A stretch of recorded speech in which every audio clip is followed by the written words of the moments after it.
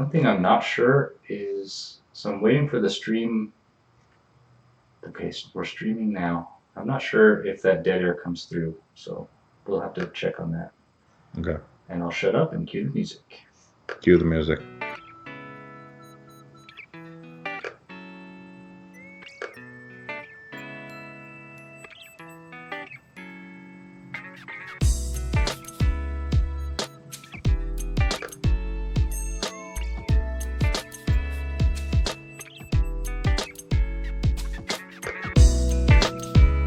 Got to count it down like Joe Rogan. We're live in 3, 2. There you go. You did your own countdown. We're live. Here we are. We're live. Welcome to the Perk and Pub podcast.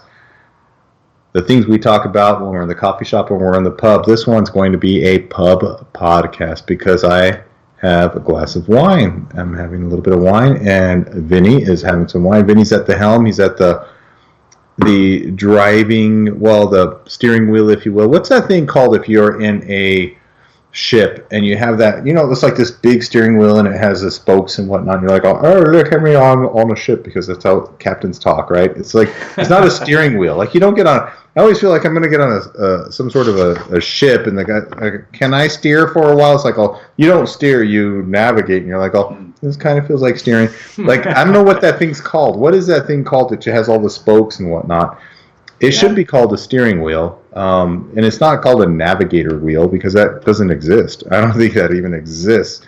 However, I'm guessing that whatever that is, that's what Vinny's doing right now. So, Vinny, nautical?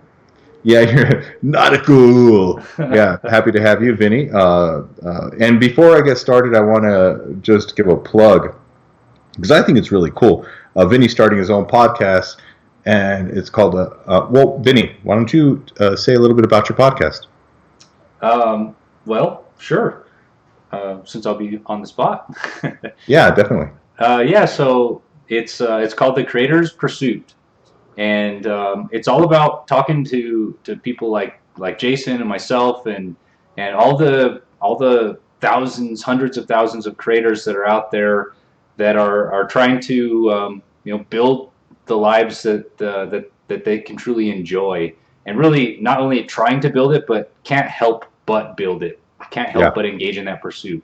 Yeah, mm-hmm. So it's a conversational style show, talking about talking to these individuals and the experiences that they've been through to get to where they are, the dreams that they have, just kind of getting to know them, and hopefully building a community of like-minded creators out of it. So yeah, it is a YouTube channel, as well as it will be a podcast.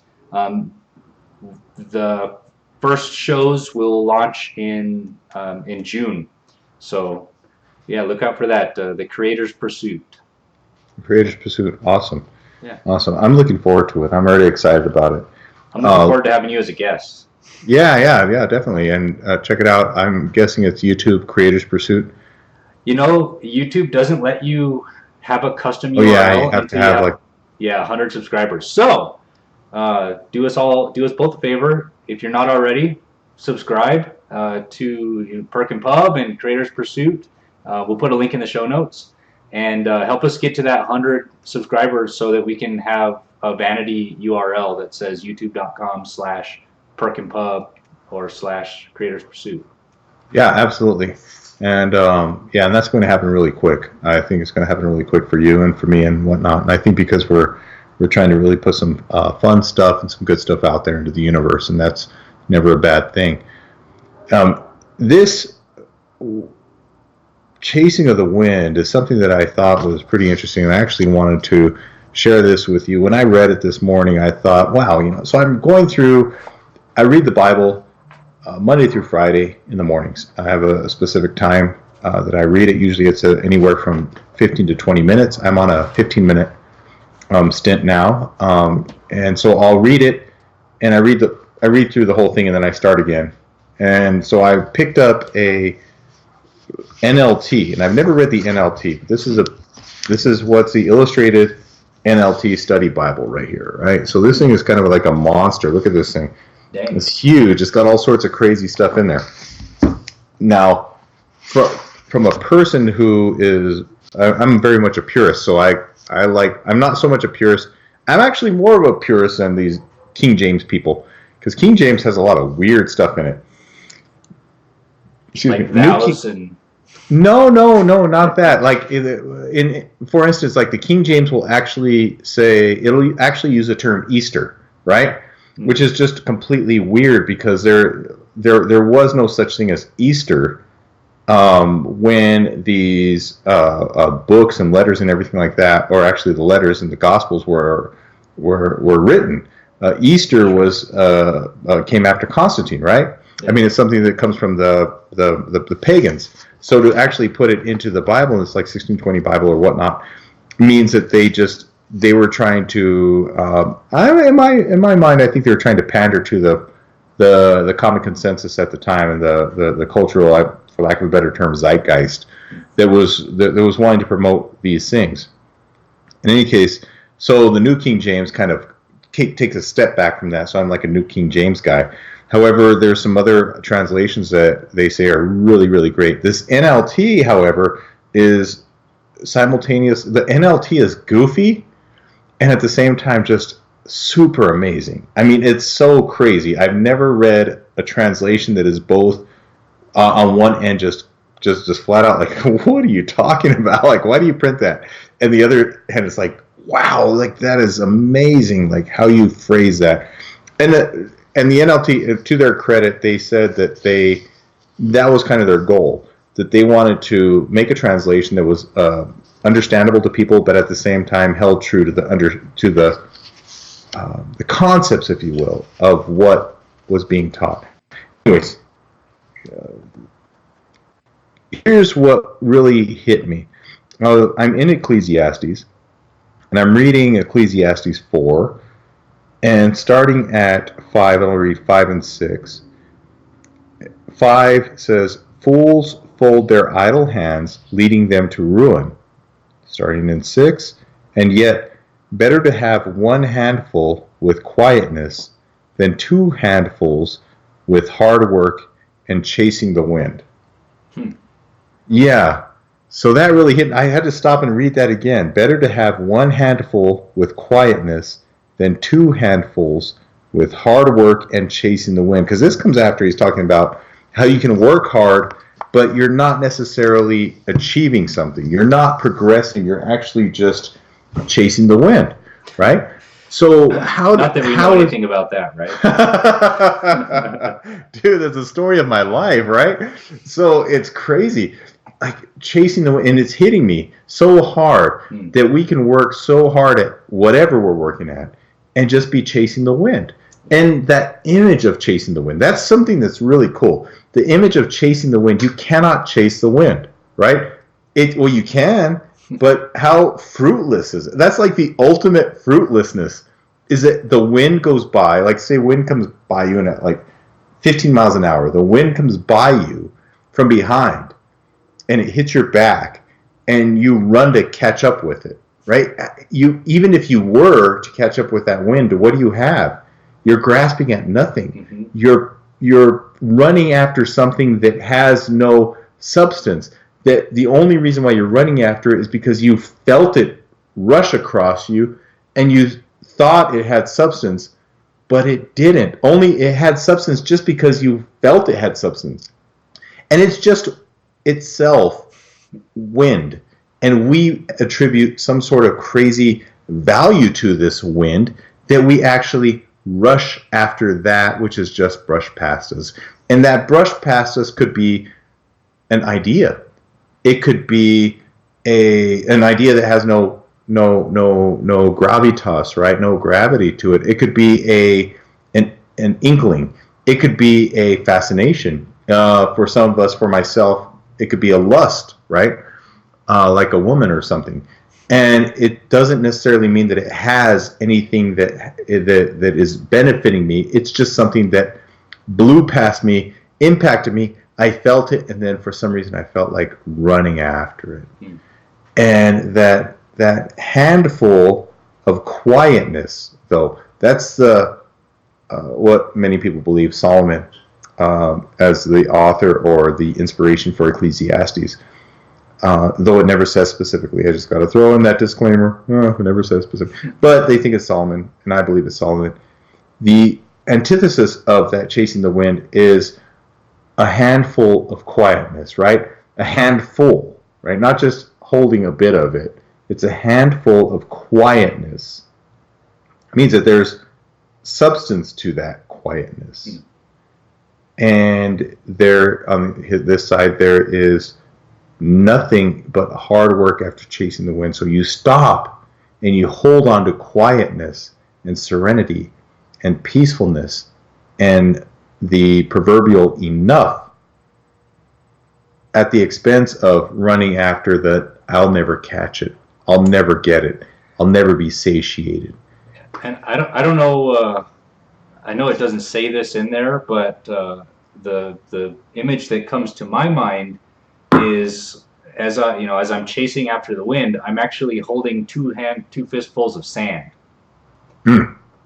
And sand is just evading my grip. You know what I mean? Yeah. Because the tighter you hold onto the sand, the less you can actually hold on because it has to exit.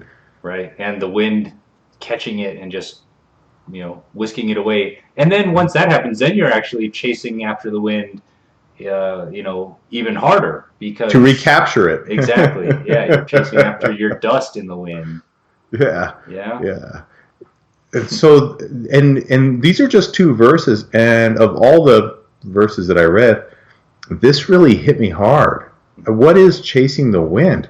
And ultimately, the only thing I came up with, and this is not ultimately, I should say progressively, because this is what I'm at, or this is where I'm at. Chasing the wind is nothing more, at least in one esoteric way, of acknowledging that you're chasing the wind, right? Like that's all you can do is acknowledge that you're chasing the wind, because you cannot fully comprehend capturing the wind. So if you can't capture the wind, there's no end to that. There's only a concept of continual chasing. It is in itself explaining itself, saying it's continually chasing and chasing and chasing and chasing and chasing. So that's the only image we will have of what chasing the wind is. Thereby, the definition of chasing the wind is simply chasing the wind. It'll never stop. It doesn't stop. It is so meta and strange and brilliant and sad all at the same time. Yeah. And so what now for everybody, we all want some sort of concrete. We need something concrete to that abstract, right? We can't have just that abstract and just leave it at that. We want concrete. It's like, well, give me an example of what chasing the wind is. Okay. Let's think about some examples of chasing the wind. As a default for myself, chasing the wind, and this is not creativity wise. Let's just go with relationship wise. For me as a single guy right now, I'm divorced, but I go out and I talk to girls and everything like that. Chasing the wind would be going after the same type of girl. It's kind of like the whole insanity thing, right? Doing the same thing over and over again and expecting different results. It's going after these same types of women and expecting different things. I would never, ever achieve that. I couldn't get another girl, woman, whatever, who is the same type of woman that I've been pursuing before and expect something different, because it's always going to be the same thing. I'll always move and move and move, and I have to work harder to achieve nothing, right? Like, it's a whole joke that says, like, people are driving to they're driving west, and the other person in the passenger seat says, oh wait, we're supposed to go east, we're going the wrong way. And the driver says, yeah, but we're making great time, right? you don't make great time, you just continue to just go down the wrong path and faster. And that's a sad thing. And now when it comes to women or something like that, that seems somewhat benign. But when it comes to business, these things really kick us in the nuts, man. I mean, if we're going down the wrong path in business and we're not realizing it, if we're chasing the wrong thing, we're actually putting money and time into it. If we're not even putting time, not even putting money, we're putting time into it. And that, to a business owner, is money, right? And that, going down that wrong path, seeking that wrong thing, putting one of my books, I realized that I had put hours and hours, I had so much time into this book, and I put it online and whatnot. And I looked at my sales recently, and it's just like a flat line of zero. I go, that's a kick in the nuts. That's to say, I put a lot of emphasis, and I actually put promotion into this, and I didn't get anything from it. I got nothing, zero. For that one book, I got 0 sales, even after promoting it. And I have the Sugar Skull Ghost. No, that's a brand new. I've got sales on that one. Got you. This is another book. That In the Way book. Okay. And I promoted that one, and I'm still promoting it. I'm still getting nothing from it, and I mean 0. We're talking zeros. It'd be just like it's not selling well. How's it selling? I got 200 copies here, or something like that. No, we're talking 0, nothing, right? Really? Even after promotion, yeah. To a niche market, and promoting to the niche market, still getting 0, which goes against it goes against and this is one of the reasons why I felt like this one needed to be placed out there, because it's a niche market. It's something that people are going to like, and nobody's responding to it at all. And that I had to. That's pretty. I want to use a whole term. It's humbling. It's not humbling. This isn't humbling. It sucks. It plain flat out sucks. I don't have any less ego than I had before. And it's not about ego, but let's face it, we have a certain understanding, like, I did something I think that is very valuable to the world, and no one cares about it. I still think it's valuable. I'm not sitting here going, maybe I need to reassess myself. No, I'm thinking, like, what the hell's going on? What did I do wrong? What's happening, right? The hell's wrong with people? Yeah, but it's not the reader, of course. They will buy what they want to buy. They don't buy what they don't want to buy. The problem is, and I don't think it's a bad project, but in promoting it, possibly, I was chasing the wind. In a project like that, that's a faith-based project. I think that's one of those things I just put out there and just let the chips fall where they may. But trying to promote it may have been chasing the wind. Trying to I bought some those Google AdWords. AdWords. Yeah. Man, I spent a lot of money on that, got nothing. Yeah? That was the biggest waste of money for me, but that was for me. Not saying it's a waste for other people, but for me. And I thought AdWords would be great because people are actually searching out this stuff. No, man. And again, it might be the content. That's completely up to the content. Meaning that I can own that. I can say, you know what? If the content's bad, got it. But the people who have read it love it. Yeah. It's just that they're not buying it to read it. So, and again, might be something in my approach, might be whatever I'm doing. I understand that. Please, somebody out there, kick me in the butt, help me out. Do you feel like you're actually reaching your target market? Yeah, definitely. I mean, I'm on, like I said, on Thursday mornings, I'm on a Messianic so that's radio still going station. On. Yeah, that's still going on, and I'm promoting it even then. And I would thought maybe one book or something like that. Nothing there. So there's always, I think we talked about, there's usually 3 things if you're not making money in a business, from what I can ascertain. One is that it's a product issue, right? Your product sucks. 2, it's a people issue, meaning me, if I'm the only person in my business, that I'm not doing things right. Or 3, a combination of both, right? So if the product is good, then that means that there's a problem with me, how I'm actually putting it out there. If the product isn't good, and I'm doing everything right, then I need to reassess the product. But the feedback I get from the product, they say people like it. It's just they're not buying it. So that's just saying that goes to I'm doing something wrong. I'm doing something wrong, or I'm not doing something, or I'm doing, I don't know, I'm doing something, I'm trying too hard. And I believe in that case, it goes back to it, I think I'm chasing the wind in that aspect. I think, and the reason I bring that up, and it's hitting me so much, is that I believe that that needs to be, that particular imprint, if you will, needs to be out there, but not pushed. It just needs to be found. And whereas I feel with my novel, that's something I should promote. I should say, yeah, let's promote this thing.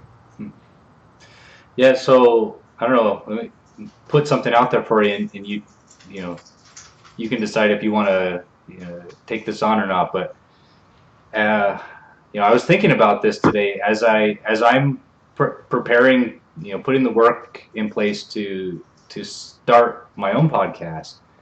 And I find that the closer I get to that threshold of actually pulling the trigger, the harder it gets to take another step. And thinking about that today,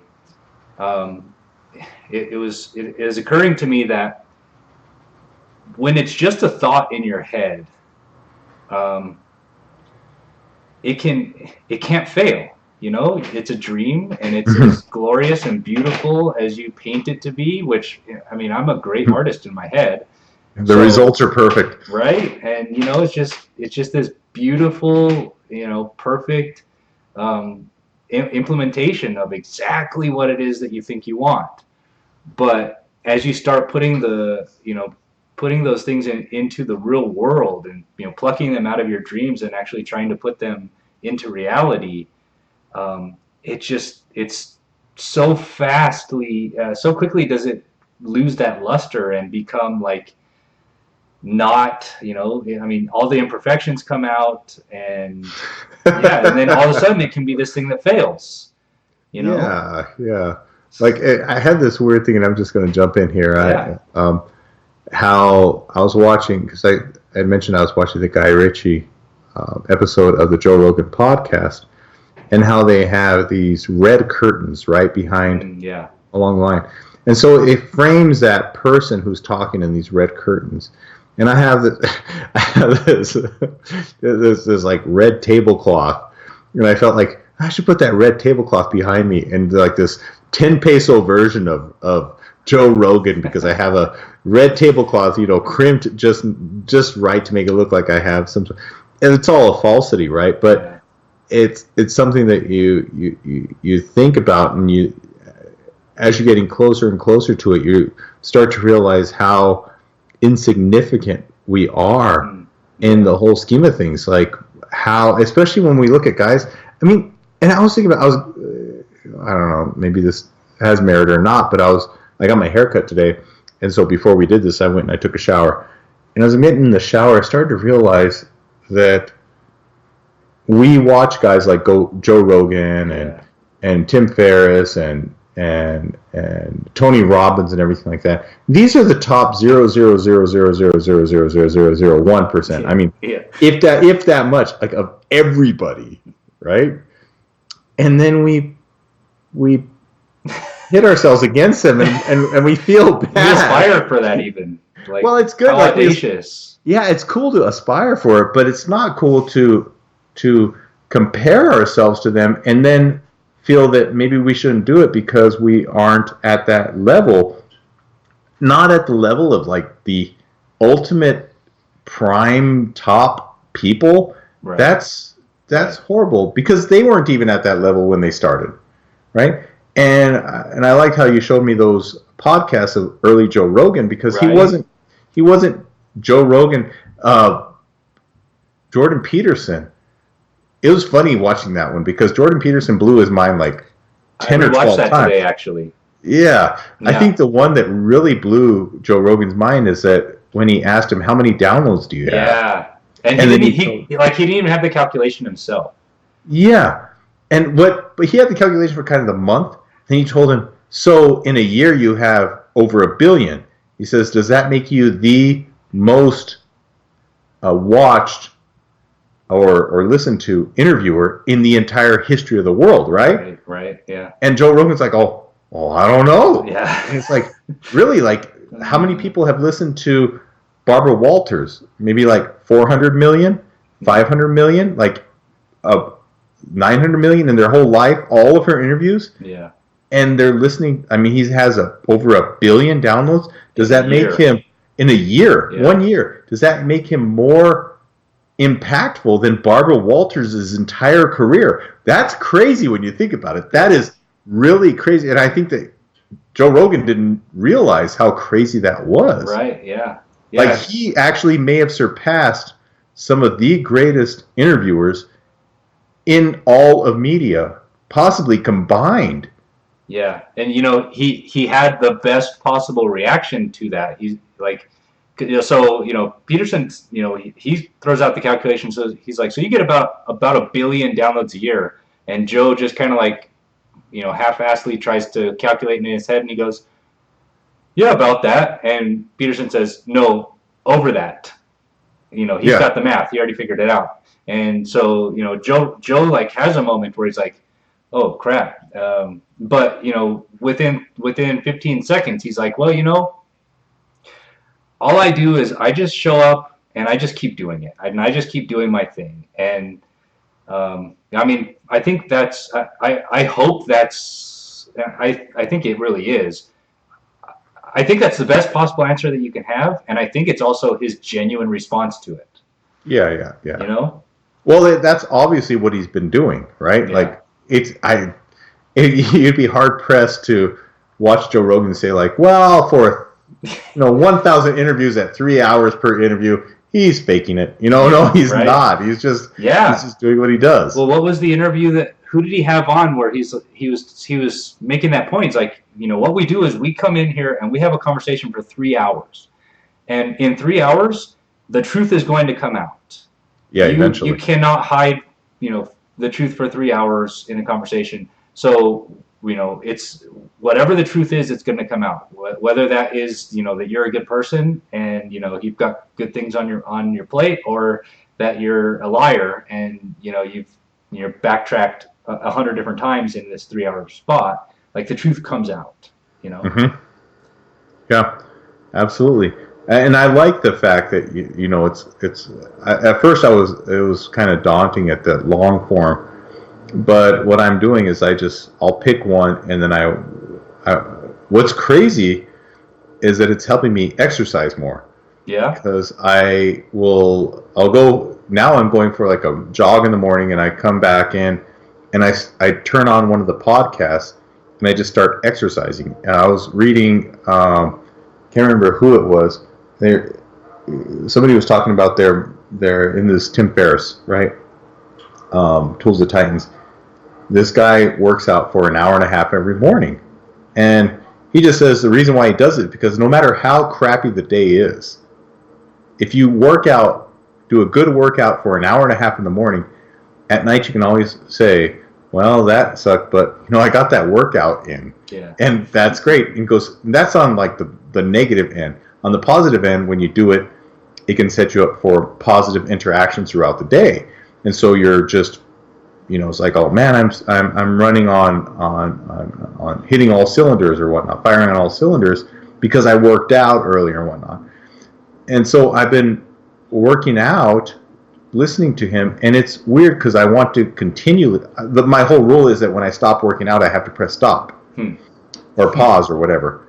And so if I want to listen to more of whoever he's interviewing, I have to continue to work out. I have to find another thing to do, be it kettlebell or push-ups or sit-ups or something like that.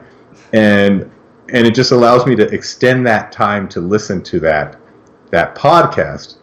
It's a good little life hack right there. Yeah, like just like 5 more minutes. I'm just like, oh yeah, 5 more minutes. I was like, I'll just do it. Maybe I could just do some squats or something, whatever, because I want to hear what they have to say. And it's a crazy little life hack, and the one that I never thought I'd have, but because it's so long, it allows me more and more time to. It's kind of like the opposite of pressing snooze.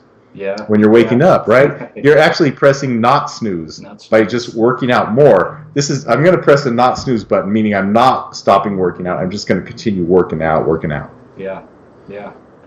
Do you ever watch like in your leisure time?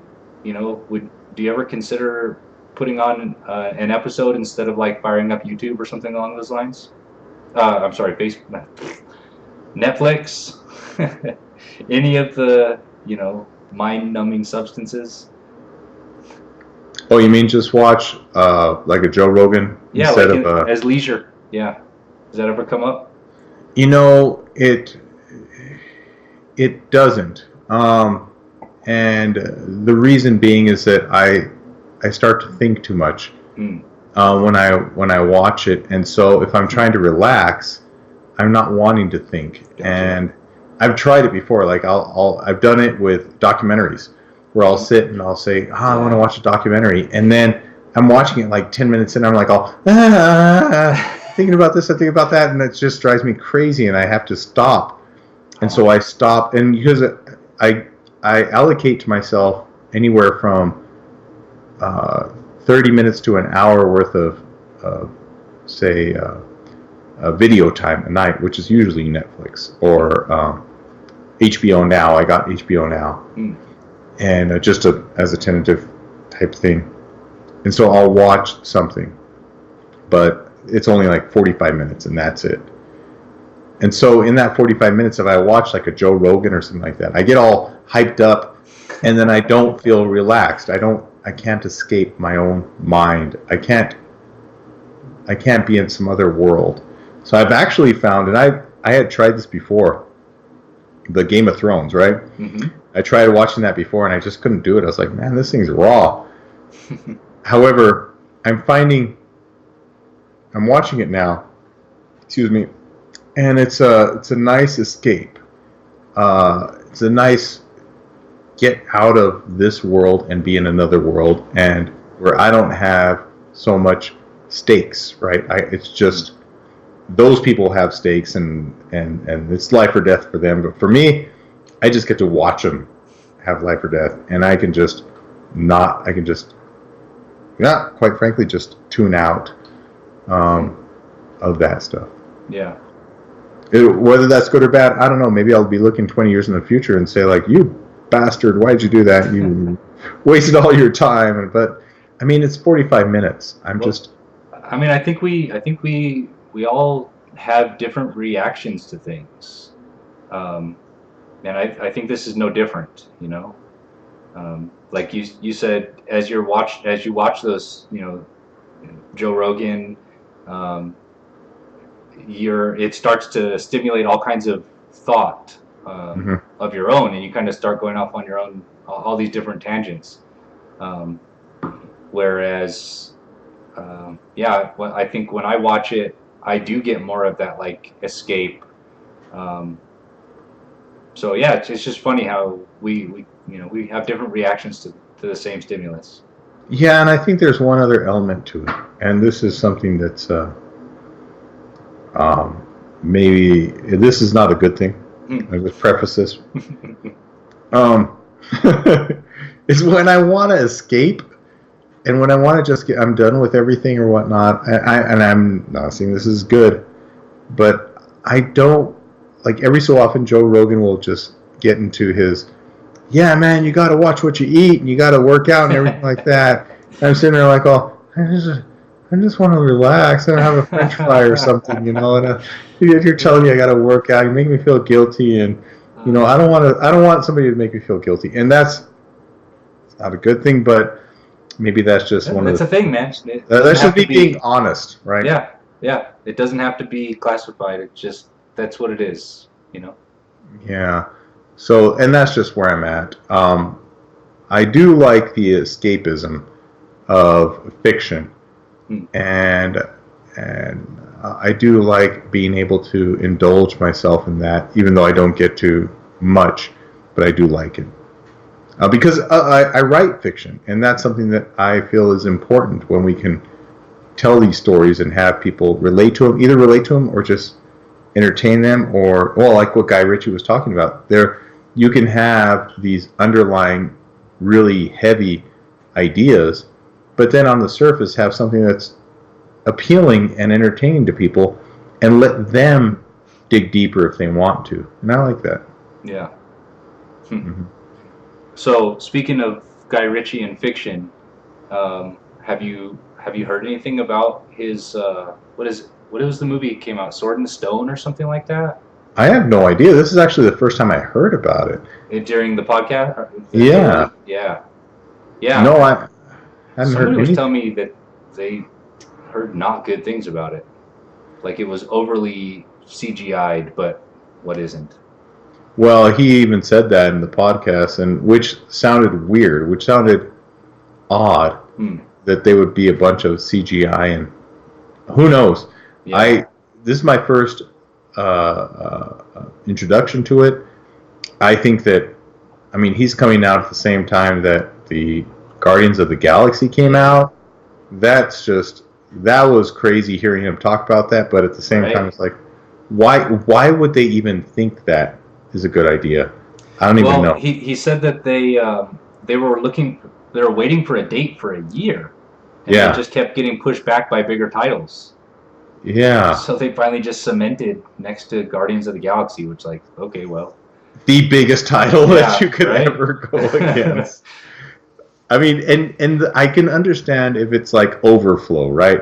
They say that people are going to, because the first time I went to see Guardians of the Galaxy, the second one, right? Which I haven't seen yet. Okay. Because when I went to go see it, it was sold out. Yeah. Oh, okay. Oh. And so it's one of those things that you say, like, okay, if Guardians of the Galaxy is sold out, maybe I'll watch X, movie X. Yeah. And you can understand that, but I don't think that this film that he has fits into that X category. Yeah. Right? It's almost something that doesn't have its own legs. Yeah, no. Right? Yeah. Yeah. If it were, what is it? Big Hero 6 opened 4 weeks before. Mm-hmm.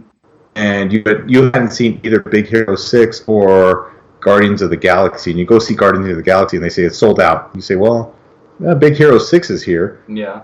And we're here to see a movie. We're already here. Let's go check that one out. Those are comparable, right? But what he was doing, I don't know if that's comparable. But again, I don't know if I like the idea at all. Like, I don't know. When I think of Guy Ritchie, it's not like these fairy tale stories. He talked about his next movie is going to be Aladdin. And I don't know, for me, Guy Ritchie is, Lock, Stock, Two Smoking Barrels and Snatch, and like... Yeah, it's crazy. You're losing something. I don't know. I haven't seen it, so I can't judge it, but something in the essence of what the meaning of his name, like, is at least... It's at least in peril if it's not already tarnished, And he mentioned in the podcast about Errol Flynn, right? Because he was talking about the King Arthur and all that stuff. As soon as he said Errol Flynn, I thought Robin Hood. And then as soon as I thought Robin Hood, I thought, why didn't he do a Guy Ritchie version of Robin Hood, right? Like, so you take Robin Hood, and instead of taking this guy that's like, oh, ha ha ha, I'm stealing from the rich and giving to the poor, you give him this really edgy attitude. It's like, I'll take that, like boom, boom, boom, like Jason Statham as Robin Hood. Yeah, like this whole in your face, really gritty, really raw, really surreal. Like, what would Robin Hood really have acted like? He wouldn't have acted like some noble guy, right? He's an outlaw. And he would have acted like these outlaws in Snatch and stuff. Yeah. You take Snatch and you make Robin Hood out of Snatch. Yeah, that's true. Right? And you put that in medieval times. And make what is that? Raunchy. Yeah. What does that look like? Yeah. Like real gritty guy. And I go, if he did that, dude, that would have been awesome. Like that would have been really, really cool. Like, who is the real Robin Hood? Like, what does that really look like. Doesn't look like Kevin Costner, right? Doesn't look like I don't know, any of man. these other guys. I'm still a fan of Kevin Costner is still Robin Hood to me. Well, yeah, well, that's a nice popcorn one. But you would, if you went back, and of course Robin Hood's fictional, but let's pretend he was real. If you went back in time and you saw Robin Hood, like the real Robin Hood and his band of merry men, they would have been some dirty bastards, right? Like some really, really dirty bastards. Because not only do they have to contend, and people don't think about this, they don't have to. They're not the only outlaws. They're not the only players in the game. They have to contend not just with the people who are doing right. They got to contend with the other outlaws. And if you're going to be Robin Hood, if you will, that means that you're going to have to survive and be the pinnacle of outlaws among other outlaws, which means that outlaws play dirty, which means you have to play dirtier than the dirty, which means that you are going to be some really, really dirty, dirty, dirty people, meaning in what you do and how you act. It's like Game of Thrones on steroids. Like that's what Robin Hood would have been. Would the real Robin Hood have been Game of Thrones on steroids? Like just outlaw of outlaws, just dirty, manipulative, Machiavellian, just everything to get his whole thing across, and then he would have attracted the craziest, wildest, strongest, weirdest group of people, and that's a movie right there, man. I would have loved to see Guy Ritchie do that. Yeah. That would have been crazy. And well, he did mention one of his driving reasons for going this route was his kids. Yeah. I mean, you can't hold too much against him, but at the same time, it's like, man, I hope the integrity is still there, you know?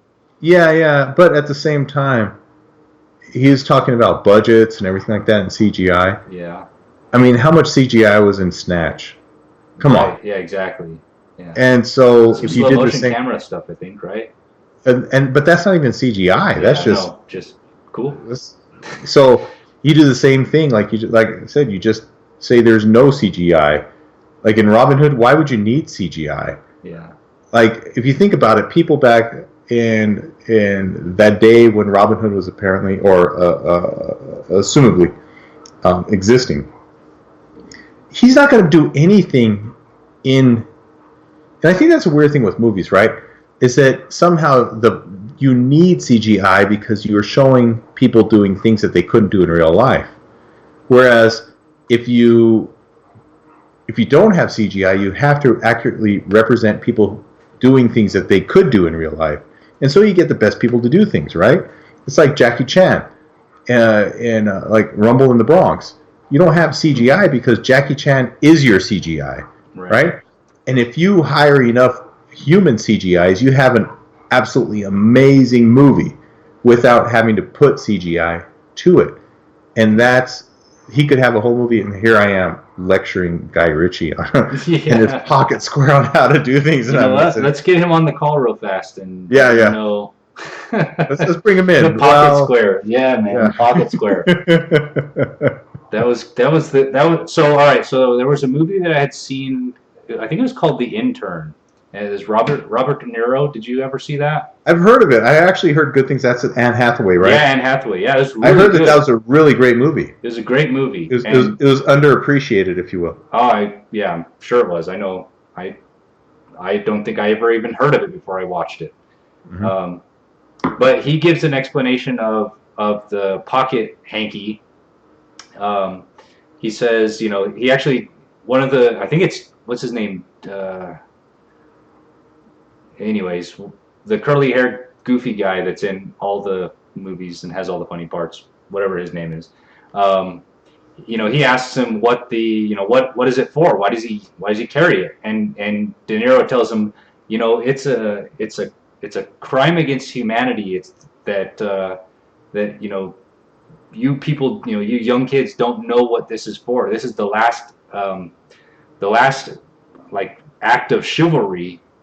And he says, your pocket hanky is so that you can offer it to a woman, if she's crying or she needs the hanky, not for blowing your nose or anything like that, but it's a gentleman's gesture, right? Oh, that's crazy. Like Yeah. that's actually in my book. Oh, really? Yeah, that's in the Sugar Skull Ghost Thief. That's crazy. That's cool. I Um, like that. Well, that's because like I think that's the belief of the character, and it's partially the belief of myself. But I hadn't heard another person say it. I have to watch that movie. it's a good movie. But so Guy Ritchie gives a different explanation, right? Hmm. Did you recall what he said? Yeah, he says you own this suit. Yeah, So as soon as that's you right. put it, and then there's that theme that goes through it where he says like this is your suit of armor. Yeah. Like it is, you're actually a knight, and this is your suit of armor. Like you're going out into the world, and you're going to conquer it. You're ready to fight at any point, not fight physically, but fight intellectually. And I did like that how Joe Rogan's like, oh well, you wear a tie and they can strangle you or something like that. And Yeah. Guy Ritchie was almost like, Yeah. that's a non-issue because a gentleman doesn't enter into a fight. The whole aspect or the whole essence of being a gentleman is that you are a gentleman, that you're not going to do that. And if you were to do it, you would have plenty of time to take off the tie, take off the jacket, roll up the sleeves, and like that's how gentlemen fight. And I like that. I liked how he kind of called him out on that. Nothing against Joe Rogan. I just think that Guy Ritchie, he had a really great point, and I have a fond appreciation for him because of that. Yeah. It's crazy. So going back, let's go back to this as we wrap things up. The chasing of the wind. That are we as at least at where we're at right now, and wanting to move forward. I think it's very important to. We're not going to avoid chasing the wind. I think that's the thing that we have to remember. We won't ever avoid chasing the wind. However, what we can do is realize when we're doing it and evaluate that and stop it if it is truly chasing the wind. I think that anybody who says, well, I'll never chase the wind is just silly because they're going to be. That means that you have to have 20/20 foresight, which nobody has. We're all going to be, especially if we're trying to achieve something in life, we're going to be infatuated by something, and we're going to want to dig into that 100%. But is that the right thing to dig into? As Cheryl, our life coach, says, the difference between doing things right and doing the right things. And I think doing things right could be chasing the wind, and doing the right things is holding that quietness, that little quietness in your hand, and maybe that grows to something bigger and better. Hold a little quietness in my hand right now. Yeah, a little quietness. I have a little bit. Cheers. Cheers. Yeah. As as you were laying that out, I was thinking about lately. Lately, I've been getting more and more like business coming to my desk, and like more often than not, I'm turning it away. Mm-hmm. And I think that's that's the essence of what we're talking about here. It's kind of knowing. I mean, first of all, obviously, the fact of the matter is, I'm in a position that I have some work right now, and I don't have to take on more work right now. Mm-hmm. So that I think that's a crucial foundation. It doesn't say one empty hand and one hand of quietness, Mm-hmm. right? But as I'm noticing some of these opportunities that previously I would have kind of just done whatever I needed to do to get the extra work, make a little extra money, and now it's like, you know what, that's not actually the project that I'm looking for right now, Mm-hmm. So it's good to hear. It's validating to hear in these terms that you're kind of holding on to a little bit of that quiet. Yeah. From what you're saying, I'm hearing that you do have that handful of quietness, meaning that you have an abundance of not having abundance in a sense.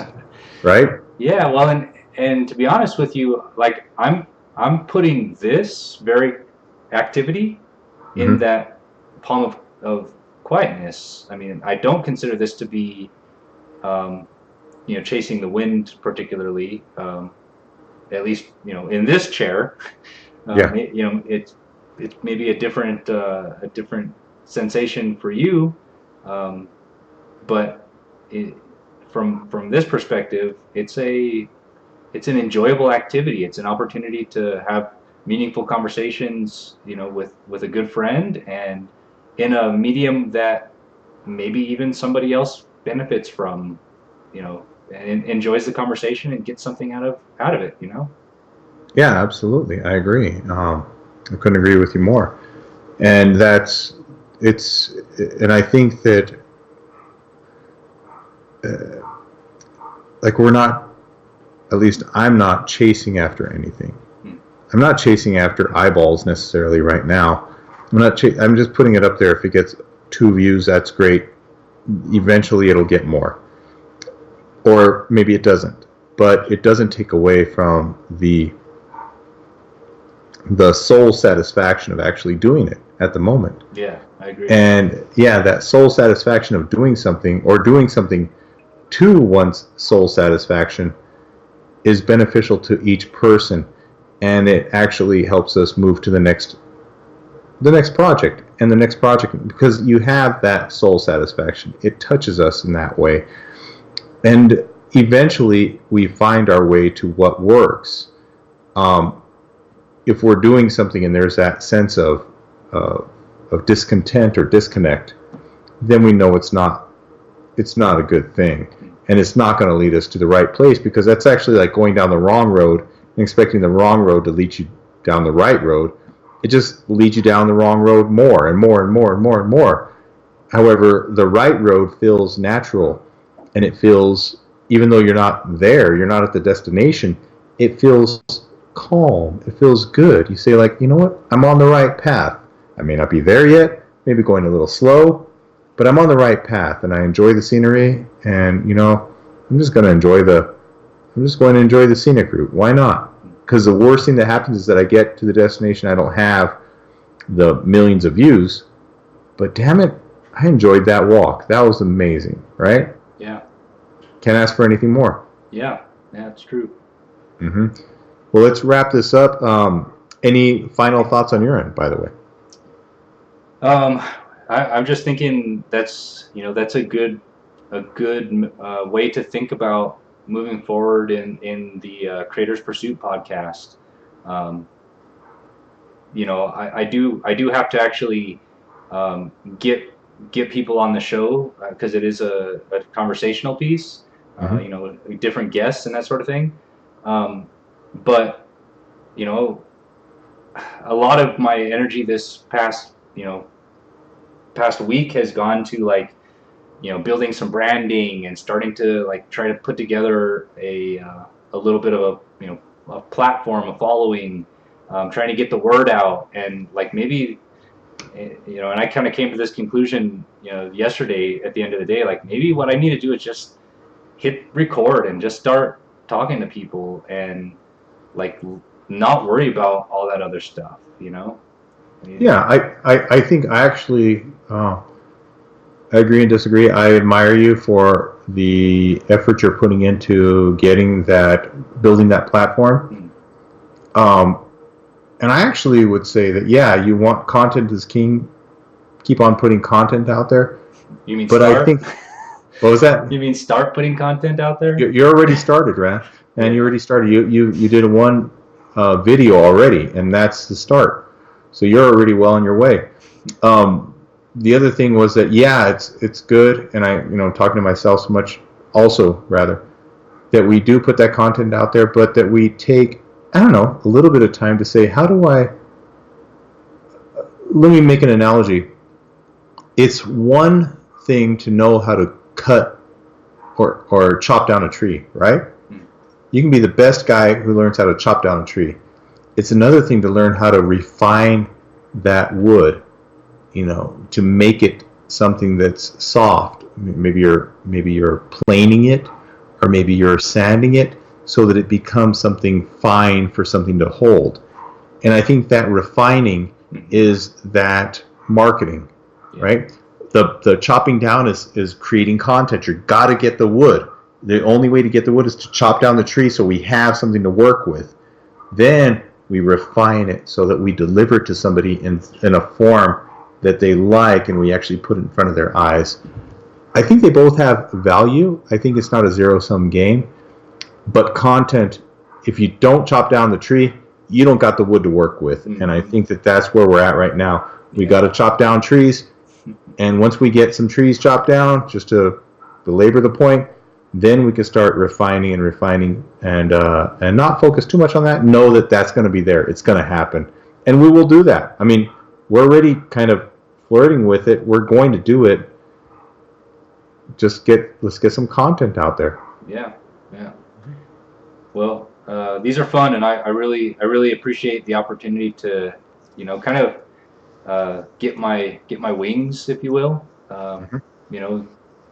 Doing these podcasts with you has given me at least a little bit of the experience that I need to be able to get mine going, and so I'm really thankful for being able to do this on a lot of different levels. So thank you. Cool. Appreciate that, and I'm looking forward to the big debut. Man, it's gonna be fun. I know that much. Yeah. It's gonna be awesome. So right now we'll take 5 seconds. Shameless plug for me.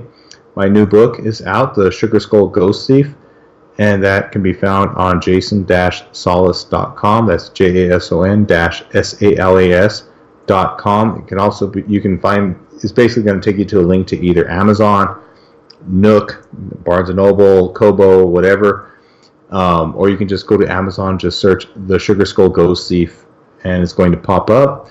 Available in print and ebook on Amazon. So go ahead and do that. As far as this, if you enjoyed what you heard, by all means subscribe. Give it a like. I'd love that. And I'm sure Vinny would like that too. And another non-shameless plug on my end, go ahead and head over to Vinny's, the creators. Sorry, Vinny, what was it? The Creator's Pursuit.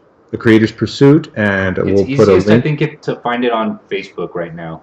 Yeah, find it on Facebook, and then we'll put a link in the show notes. We'll put a link and everything, and check that out. And because this is, I believe that's going to have some impact as well in terms of we talked about, like the proverbial 1,000 true fans.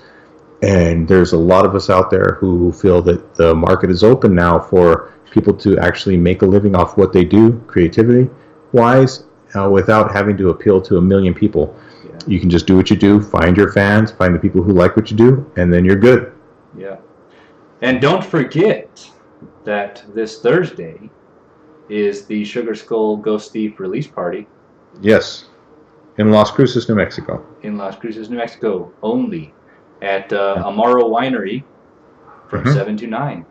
Thursday, the 24th of May, 25th of May. Yeah. Yeah. And if you're watching this by chance after that fact, I'm sorry you missed it. Oh, well. Your absence was noted. Yeah, it was greatly lamented. Yeah, Jason's got some good stuff lined up for that as well.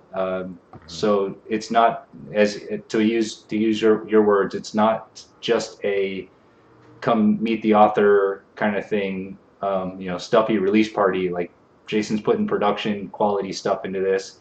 That we're not going to give away any spoilers, but there's some entertainment to be had at the event. So absolutely, it's going to be fun. It's going to be a lot of fun. And I'll be there with my beautiful wife. Awesome. Hopefully, some of our friends as well. I'm looking forward to it. All right, well, let's wrap this thing up. Let's bring up some music, and I got to refill my glass with wine. I'm empty. Well, and then an empty cheers, unless that's bad luck. It is bad luck, so I'm going to grab some wine. I'll come back and cheers the last one. I'll just sit here and drink alone. Don't tell Jason this is great juice.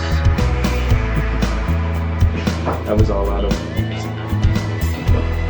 wine and beer.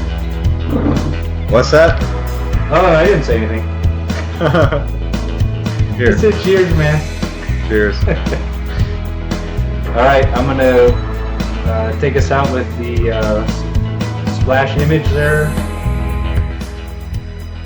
and we'll say good night. Good night.